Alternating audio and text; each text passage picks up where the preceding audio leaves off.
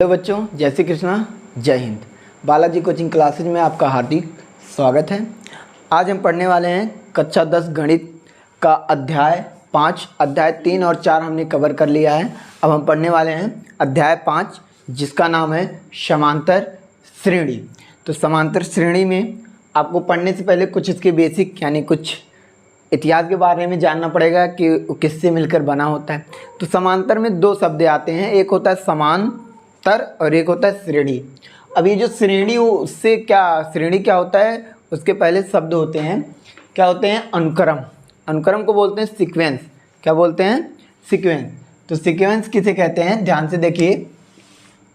Sequence क्या होता है? संख्याओं का एक ऐसा समूह जिसको एक निश्चित क्रम में रखा गया हो, जिसको एक निश्चित क्रम में रखा गया हो, अनुक्रम कहलाता है। अब निश्चित क्रम मतलब क्या होता है? जैसे आरोही क्रम हो या अवरोही क्रम, दोनों क्रम में रखा गया हो तो क्या होता है? एक प्रकार का अनुक्रम कहलाता है, अर्थात सीक्वेंस कहलाता है। अब देखिए, जैसे हमने उदाहरण के तौर पे लिखा है 1, 10, 12, 16 डॉट डॉट 1000, इसको किस क्रम में हमने रखा है? आरोही क्रम में। तो एक प्रकार का आपका क्या हो गया? ये अनुक्रम हो गया, अर्थात एक सीक्वेंस आपका बन गया। समझ में आया?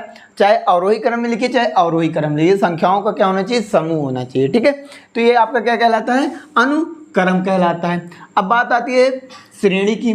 श्रेणी क्या होता है? श्रेणी एक ऐसा अनुक्रम होता है। क्या होता है? अनुक्रम। अनुक्रम मतलब एक संख्याओं का समूह जो निश्चित क्रम में रखा गया हो, एक ऐसा अनुक्रम होता है जिसके पदों को कुछ प्रतिबंधों के साथ लिखा जा सके। जिसके पदों को कुछ प्रतिबंधों के साथ लिखा जा सके, उसे क्या बोलते हैं? हम श्रेणी बोलते हैं। अब देखो, अनुक्रम ही होता है, या आरोही क्रम होगा या अवरोही क्रम होगा, ठीक है, लेकिन उसके जो पद हैं, जैसे ये पद हो गया, पहला पद, दूसरा पद, तीसरा पद, इसको किसके साथ रखा जा सके? एक नियम या प्रतिबंध के साथ रखा जा सके। जैसे यहाँ पर हमने लिखा दो उदाहरण, 7, 5 में कितना जोड़ा? 2, 7, 7 में 2 जोड़ा 9, 9 में 2 जोड़ा 11। मतलब इसमें एक नियम है कि इसके पहले, जैसे पहला पद है, दूसरा वाला पद कैसे प्राप्त कर रहे हैं? 2 जोड़कर प्राप्त कर रहे हैं। फिर उसके अगले वाला पद में 2 जोड़कर, मतलब इसमें 2 जोड़ रहे हैं, इसमें 2 जोड़ रहे हैं, तब अगला वाला पद। इसमें एक क्या है? नियम का पालन हो रहा है। तो इस प्रकार ये क्या बन जाता है? आपका श्रेणी। ये तो श्रेणी है, ये श्रेणी है। इसमें क्या है? इस वाले को देखते हैं। इसमें देखो, 7 में 3 जोड़ेंगे 10 होगा। इसमें क्या है? 8 जोड़ेंगे तब 18 होगा। इसमें कोई नियम पालन नहीं हो रहा है, इसलिए ये श्रेणी ये नहीं है, श्रेणी नहीं है। तो ये श्रेणी नहीं है, लेकिन अनुक्रम है, क्योंकि इसे किस क्रम में रखा गया है? आरोही क्रम यानी बढ़ते क्रम में रखा गया है। ये तो घटते क्रम में, बढ़ते क्रम में रखा गया है। तो ये तो श्रेणी नहीं है, लेकिन अनुक्रम है। तो यहाँ से एक आपका तथ्य निकलता है कि सभी अनुक्रम श्रेणी नहीं होते हैं, लेकिन सभी श्रेणियां अनुक्रम होती हैं। तो एक आप तथ्य आराम से बता सकते हैं। अब की बात करते हैं समांतर श्रेणी की। समांतर श्रेणी क्या होता है? आपने श्रेणी समझा क्या होता है? श्रेणी एक ऐसा अनुक्रम होता है जिसमें पदों के कुछ प्रतिबंधों के साथ लिखा जाता है, श्रेणी कहलाती है। अब बात होती है आपकी ऐसी श्रेणी, मतलब श्रेणी के बाद क्या आती है? समांतर श्रेणी। तो एक ऐसी श्रेणी जिसमें प्रत्येक पद अपने पूर्व पद से एक नियत संख्या जोड़ने से प्राप्त होती है, तो क्या होता है? समांतर श्रेणी कहलाता है। जैसे ये 2 है, अब इसका अगला पद एक नियत संख्या जोड़ने के बाद प्राप्त, जैसे 2 में हमने क्या जोड़ दिया? 2, तो 4 मिल गया। फिर 4 में 2 जोड़ देंगे 6, फिर 6 में 2 जोड़ देंगे 8। इस प्रकार एक नियत संख्या जोड़ने के बाद अगला पद मिल जाता है, तो उसे क्या बोलते हैं हम? इस श्रेणी को क्या बोलते हैं हम? समांतर श्रेणी कहते हैं। तो समझ गए होंगे समांतर श्रेणी कैसे थे? जैसे कोई भी पदों ले लेते हैं हम, 5 ले लेते हैं, फिर 10 ले लेते हैं, फिर 15 ले लेते हैं, फिर 20। अब देखो इसमें क्या है? ये भी एक समांतर श्रेणी। कैसे पता चलेगा? देखो इसमें हम क्या, इसमें जोड़ दे 5, 10 हो जाएगा। फिर इसमें भी 5 जोड़ने के बाद अगर अगला पद मिल जाता तो समांतर श्रेणी में, यानी इसमें भी 5 जोड़ दें तो 15 मिल जाए, इसमें 5 जोड़ दें 20 मिल जा रहा है। यानी एक नियत संख्या जोड़ने के बाद उसके अगले वाला पद मिल जाता है। तो इस प्रकार प्राप्त श्रेणी को हम क्या कहते हैं? समांतर श्रेणी। तो ये परिभाषा आपको समझ में आ गई होगी, समांतर श्रेणी किसे कहते हैं। तो समझ में आ गई तो स्क्रीनशॉट ले लीजिए और आगे चलते हैं। तो देखिए आगे चलते हैं। अभी आपने पढ़ा समांतर श्रेणी की परिभाषा। समांतर श्रेणी का परिभाषा आपने पढ़ा, अब इसका व्यापक रूप पढ़ लेते हैं। क्या पढ़ लेते हैं? का व्यापक रूप। जैसे आपने द्विघात समीकरण में व्यापक रूप क्या पढ़ा था? ax² + bx + c। तो इसका भी एक व्यापक रूप होता है, मतलब माना जाता है, ऐसा होता है। जैसे समांतर श्रेणी का जो पहला पद होता है उसे a से प्रकट करते हैं, प्रथम पद इसे बोलते हैं। क्या बोलते हैं? a को प्रथम पद। और दूसरा क्या होता है?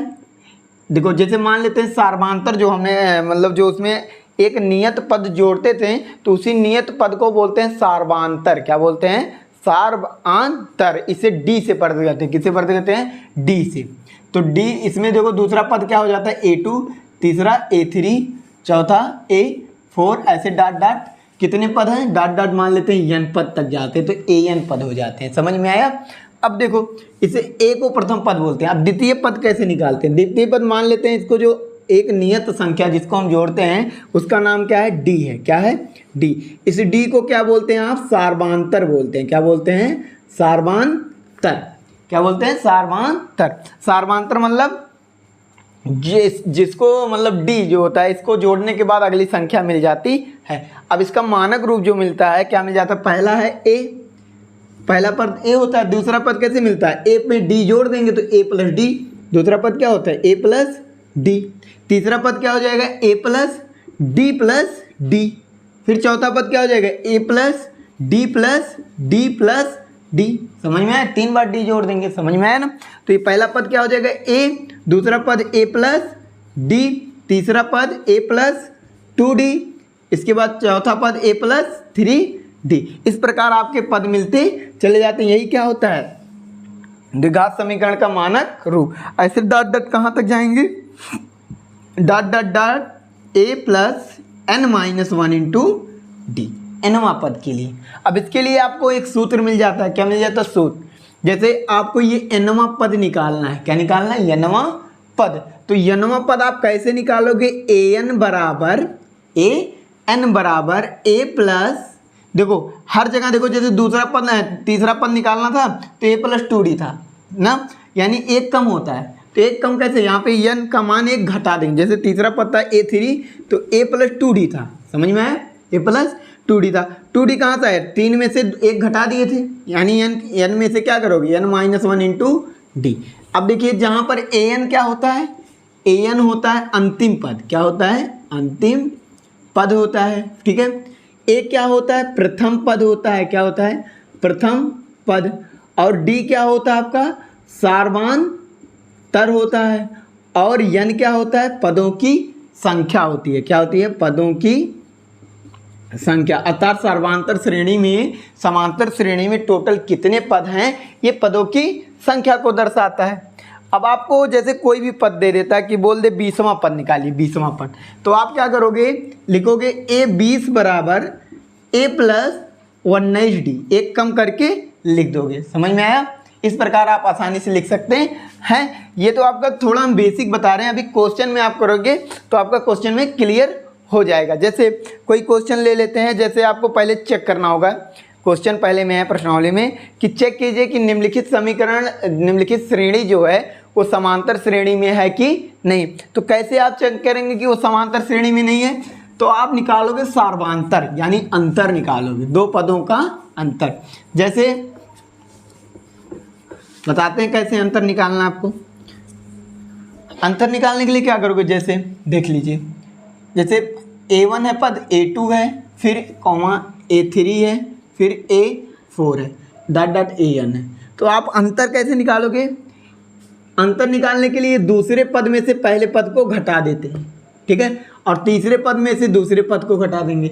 अगर इन दोनों का अंतर जो है समान आता है, समान मतलब बराबर आता है, तो आप कहोगे, या ऐसे इसमें से ये वाला घटाओगे, ये भी समान आना चाहिए, ठीक है। अगर ये तीनों क्या आ जाता है कि डी ये भी आ गया, ये भी डी आ गया, ये भी डी है, मतलब समान आ जाता है, तब आप इस श्रेणी को कहोगे समांतर श्रेणी में है, अन्यथा समांतर श्रेणी में ये दी गई श्रेणी नहीं होगी।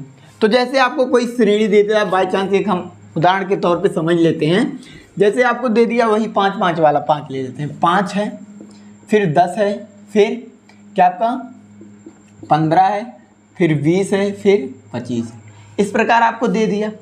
अब देखो, अब कह रहा है ये श्रेणी, दी गई श्रेणी समांतर श्रेणी में है कि नहीं है, चेक करके बताइए। तो सबसे पहले हम निकालेंगे क्या, सार्वमांतर निकालेंगे। क्या निकालेंगे, सार्वमांतर। क्या निकालेंगे, डी। तो सबसे पहले इसको मान लीजिए प्रथम पद ए है, ये द्वितीय पद है, ये तृतीय पद है, ये चतुर्थ पद है, ये पंचम पद है। तो डी क्या होता है, दूसरे पद में से पहला पद, यानी क्या करोगे, A2 माइनस A1 करोगे। तो A2 की वैल्यू कितनी है, ध्यान से देखिए, A2 की वैल्यू है आपका 10 और माइनस A1 की वैल्यू 5। 10 में से आप 5 घटाओगे, क्या बचेगा आपका 5। तो ये D बराबर आपको 5 मिल गया। ठीक है, एक पहले अंतर, दूसरे का अंतर, फिर D बराबर निकालते हैं, तीसरे पे से दूसरा पद घटाते हैं, मतलब इसके बीच का अंतर, यानी A3 माइनस A2 करते हैं। A3 की वैल्यू कितनी है 15 माइनस A2 की वैल्यू 10, कितना मिला 5। फिर अगले वाले का चेक कर लेते हैं, D बराबर A4 में से A3 घटा देंगे। A4 की वैल्यू है 20 माइनस A3 की वैल्यू है 15। 20 में से आप 15 घटा दो, कितना मिल जाएगा आपको 5 ही मिलेगा। यहाँ से देखो D का मान, जो मतलब जो अंतर है इनके पदों का, वो हर जगह क्या आ रहा है, समान आ रहा है। क्या आ रहा है, समान। तो यहाँ से कहेंगे अतः सार्वमांतर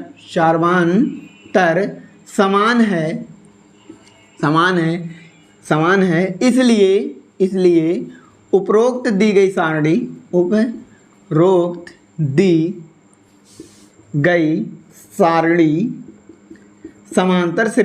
समांतर श्रेणी, या इसको शॉर्टकट में लिखते हैं AP। क्या लिखते हैं, समांतर श्रेणी को क्या लिखते हैं, AP में है। AP में अर्थमेटिकल प्रोग्रेशन इंग्लिश में इसे बोलते हैं, इसलिए इसको शॉर्टकट में AP बोल देते हैं। समांतर श्रेणी में AP में है। तो इस प्रकार आप बता सकते हैं कि कोई समांतर श्रेणी में है कि नहीं। क्या निकालेंगे आप, सार्वमांतर निकालेंगे। अगर सार्वमांतर यहाँ पर 5 की जगह 10 आ जाता है, दूसरा आ जाता, या सभी 10 आ जाते, तभी समांतर श्रेणी में होता है। यहाँ पर अगर 5 की जगह पे यहाँ 5 है, यहाँ पर 10 हो जाता है, यहाँ 15 हो जाता, तो वो समांतर श्रेणी में नहीं होता। ठीक है, यहाँ पर सार्वमांतर समान, इसलिए समांतर श्रेणी में है। ये आपको बेसिक था, बेसिक। हाँ, तो चलिए आप प्रश्नावली 5.1 के पहले क्वेश्चन पे चलते हैं। जो पहला क्वेश्चन आपका क्या कह रहा है, पहला क्वेश्चन आपको दे रहा है बच्चों कि निम्नलिखित स्थितियों में से किन स्थितियों में संबंध संख्याओं की सूची समांतर श्रेणी है और क्यों है। तो पहले क्वेश्चन पे चलिए, जो क्वेश्चन आपके ऊपर लिखा गया होगा, तो क्वेश्चन पे चलते हैं। कह रहा है प्रत्येक किलोमीटर के बाद टैक्सी का किराया, जबकि प्रथम किलोमीटर के लिए किराया 15 रुपये है और अतिरिक्त किलोमीटर के लिए किराया 8 रुपये लग रहे हैं। तो क्वेश्चन को आपको करना है, देखिए क्वेश्चन क्या आपको कह रहा है, प्रत्येक किलोमीटर के बाद टैक्सी का किराया, जबकि प्रथम किलोमीटर का लिए किराया 15 रुपये है और प्रत्येक अतिरिक्त किलोमीटर के लिए किराया 8 रुपये है। अब देखो, इस चीज़ को आपको बनाना है श्रेणी। सबसे पहले आपको पहले बनाना होगा 1 किलोमीटर के लिए किराया, फिर 2 किलोमीटर, फिर 3, फिर 4, फिर 5 किलोमीटर के लिए किराया।